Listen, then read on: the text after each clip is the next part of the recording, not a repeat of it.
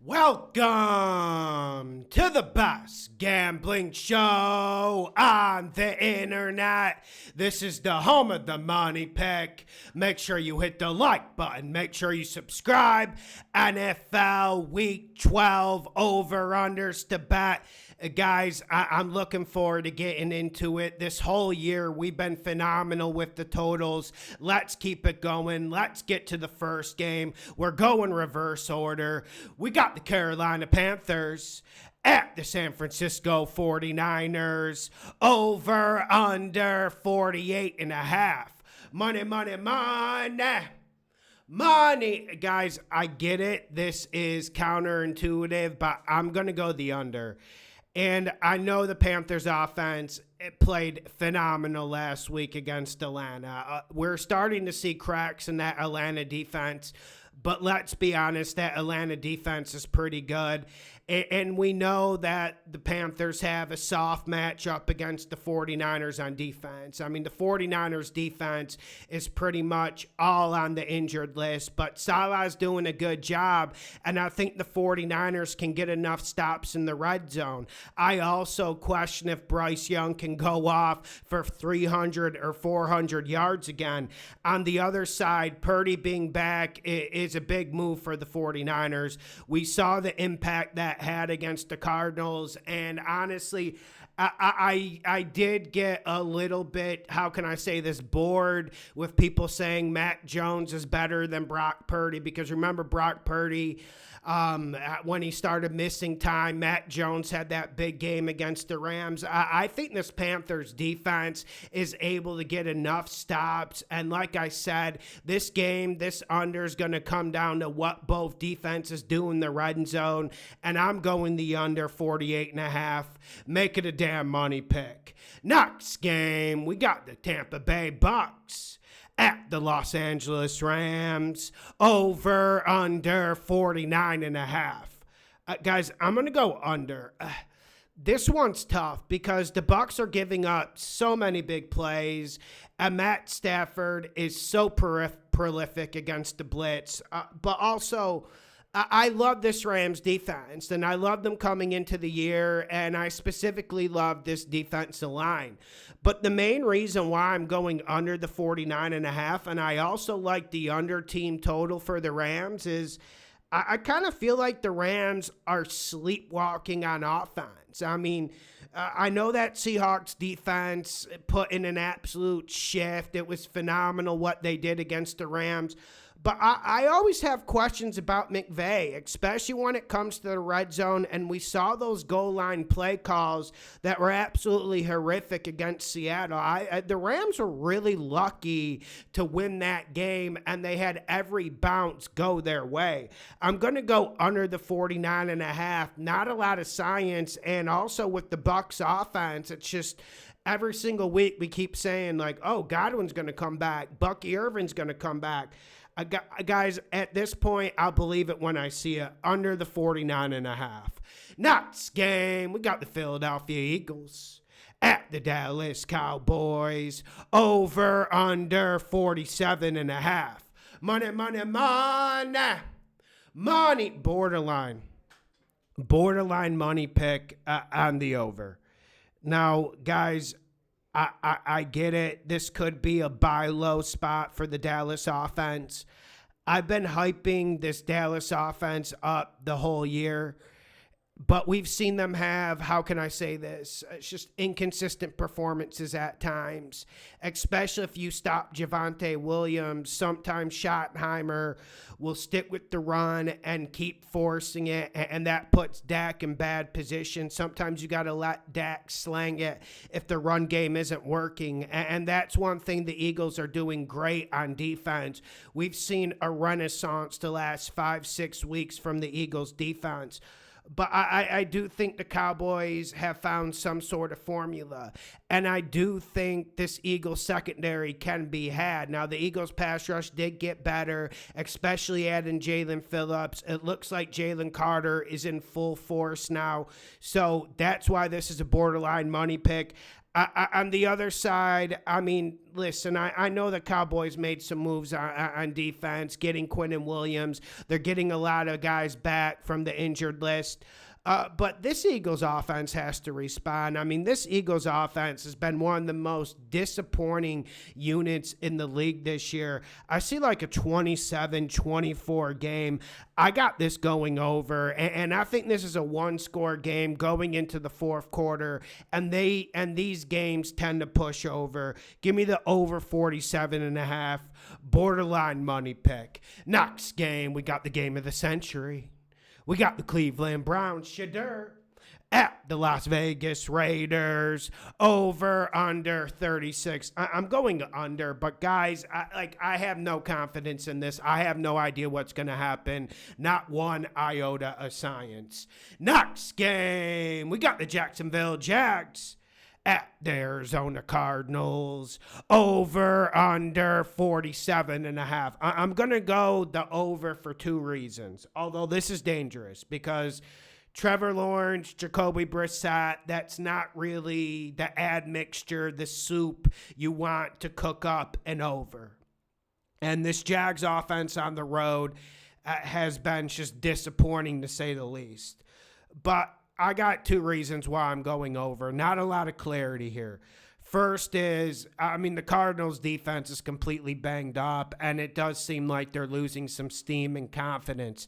Secondly, this Jags defense, it's just that I haven't looked at the home road splits, but I've seen the Jags enough on the road the last 2, 3, 4 years, especially this defensive line that is largely similar to those seasons. I mean, they're great at home in the Florida heat and humidity, and when they get on the road, they just completely crumble. I'm going over 47.5. I also think the Marvin Harrison Jr. injection coming back from the injury should help the Cards offense. And I know it was the 49ers, and I know it was a weird game flow, but we did see Jacoby Brissett put up like 350 yards last week.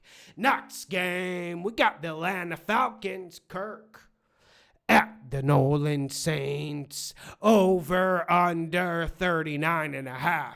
Money, money, money. Money. Guys, I'm going to go under.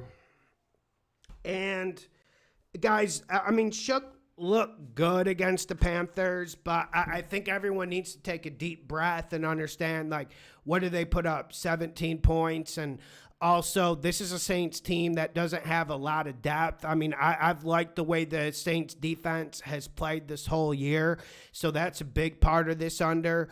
But this Saints offense does seem to be reeling, and even when they had like full stat before they traded Shaheed, this offense was rather disappointing, and the offensive line's been just a wreck since Eric McCoy got injured, and we see the Falcons blitz a lot, and I'm not sure the Saints can pick it up. They certainly haven't picked it up since Eric McCoy got hurt, so that's a big part of the under. Another part of the under is Kirk Cousins in the pistol. I mean, guys, he can barely make the handoffs to Bijan, and I mean, there's a lot of hype about Bijan, but he's a guy like, I mean, on first down, you see him take a lot of 2-3 yard losses, and a lot of it's play design, a lot of it's Kirk Cousins in the pistol. And the last thing I want to sign up for is Kirk Cousins putting up points without Drake London. I mean, that is fucking scary to me against the Saints defense that's fighting their ass off. It's not the most talented, but I think they can get pressure. And another thing that bothers me about the Falcons offense, I mean, this offense line, if they're getting in their run, if they're getting in their pass fits, if they're pass blocking, if they're going backwards, I mean, they're absolutely fucking horrific, and Kirk Cousins just can't move anymore after that ACL injury. And I also think Zach Robinson is one of the worst offense coordinators in this league. I'm going under the 39.5. Make it a damn money pick. Next game, we got the Minnesota Vikings at the Green Bay Packers, over, under 41. I'm going to go under, but this is more just a J.J. McCarthy thing, a Packers defense thing, a Vikings defense thing. I don't have the best read on it. It's rather low because We saw what the Vikings did against Detroit, then we saw what they did against the Bears. I mean, this is just an inconsistent team that you don't want to predict, that you don't really want to put your hat in with what they're going to do on offense. I'm going under the 41. I mean, this is a hard pass from me. Next game, we got the Seattle Seahawks at the Tennessee Titans. Over, under 41. Guys, I'm going to go under. And there's two things about this. I mean, firstly, if you've been watching the show, the Upset Long Shot show, if you've been watching the Over Under show the whole year, one thing we've been doing is Titans under team total. The Titans team total is 14.5 again, but now it's like minus 150. Okay, we used to get it at like minus 110. So that tells you what you need to know about the Titans offense and Cam Ward. And even if he's throwing some good footballs, I mean, guys, like, no one's going to catch the ball. And he's also been really, really bad.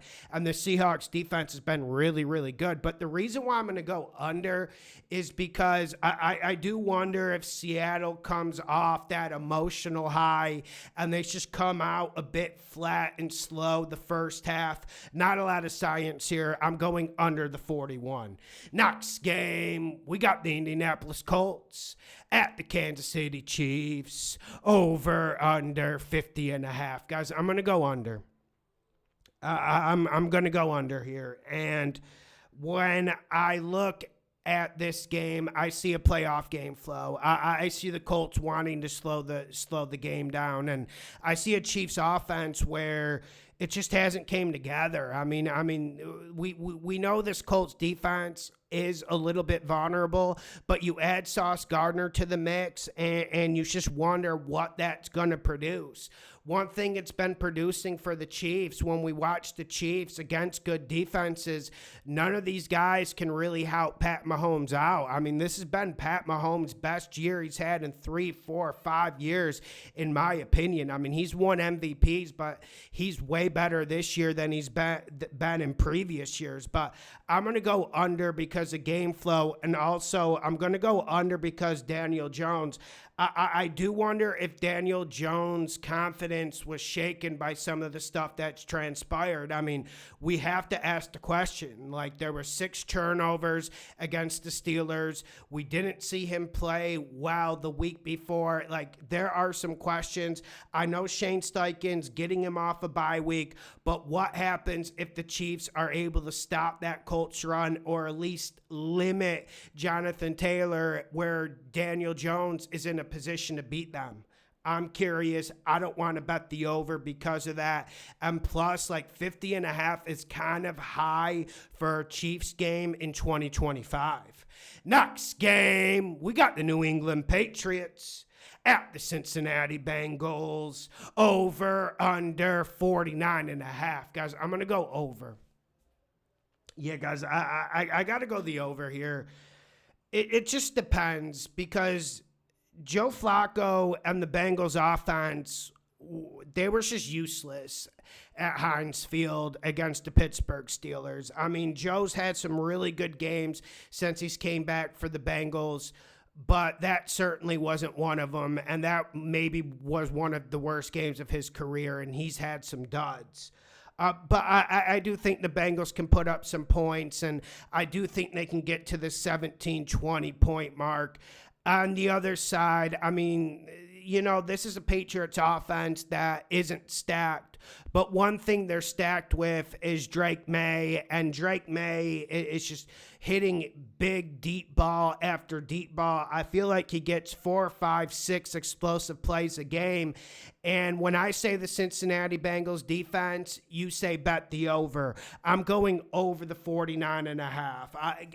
Not as much certainty as I should have. Like, for instance, like, I saw some of you guys saying, like, listen, I really like the Bengals to cover this game. Like, it's too many points. Bengals will cover the game. They'll recover a little bit at home. If you do think that, you should also be betting the over. I just do question this Bengals offense at this point in time, especially when you're not getting Jamar Chase in this mix. Next game, we got the New York Jets at the Baltimore Ravens. Over under 44.5. Money, money, money. Money. Guys, I'm going to go under, make it a damn money pick. And I don't know if the Jets are going to be a dance partner. And one thing we've seen out of the Ravens this year is they like to play in jog mode a lot. And I do feel like the Ravens are revving up. I mean, we've certainly seen this defense rev up. And I'm not going to take that Browns game too seriously. And I'm not like a trend better. I don't like going back to years. But let's just be honest about the Browns game. Firstly, the Browns have a very good defense. Secondly, the Ravens never really play good, especially in Cleveland. So we have to keep that in perspective when we're analyzing that game. But also, I don't think the Jets have anyone left on defense. But more importantly, and the reason why I'm going the under and the reason why I'm going a money pick is because I don't think the Jets have anyone left on offense. Give me the under 44.5. Make it a damn money pick. Next game, we got the New York Giants at the Detroit Lions. Dan Campbell, over, under 50.5. Guys, I'm going to go over. And it's because I assume Jackson Dart's starting, right? But even if we get Jameis Winston, I think the Giants can get to that like 20-point mark. And if the Giants get to the 20-point mark, I feel like this is a good over. This might be one where it could be a borderline money pick. Like I said, I just like to know who's going to be my starting quarterback going into the game before we make it a money pick. I haven't seen if Jackson Dart was announced, but it's Wednesday. If you give me Jackson Dart in this game, once it gets announced, I'll definitely go the over and make it a money pick. But also, this Lions offense needs to respond. And like I said, I have my issues with the Lions. I have my issues with the defense. The secondary isn't all that great, but it's more about the scheme. It's more the reliance on man-to-man, and we just see the Lions give up tons of big plays. And I know the Giants don't have many playmakers left, especially after Scatterboo got hurt, especially with no Malik Neighbors. But I also think Jackson Dart can scramble and create plays. Maybe he's going to be more cautious after taking that concussion, but I doubt it. I just think he's crazy. I think he'll make some big plays. I think the Giants can get to 20. Also, this could be a blowout game, and when I say blowouts, I say garbage points as well. And this is a Lions team that needs to respond, and it just seems like they're great. They're fine-tuned. They're strong as fuck when they're beating up on bad opposition. But when they play good opposition, I mean, they've been average at best this year. Give me an over 50.5 with the Detroit Lions and New York Giants. Next game, we got the Pittsburgh Steelers at the Chicago Bears. The Bears over under 45. Guys, I'm going to go over. There's just not a lot of science here. I'm not high on either of these defenses. Obviously, the scenario, when's the game going to be? November 22nd, November 23rd, Soldier Field. Obviously, that says under. But I'm not high on the Bears defense. I'm not high on the Steelers defense. I think Aaron Rodgers has played well this year, and it looks like he'll be out there Sunday. And I think Caleb Williams and Ben Johnson will cook up enough against the Steelers defense that has been inconsistent, to say the least. I'm going to go over the 45. Next game, Thursday Night Football, Bills and Texans, over under 43.5. I'm going to go under, but you know, the separate videos coming on that. Make sure you check it out. Make sure you share the videos. The best gambling show on the internet. I appreciate you guys. Let's get this money.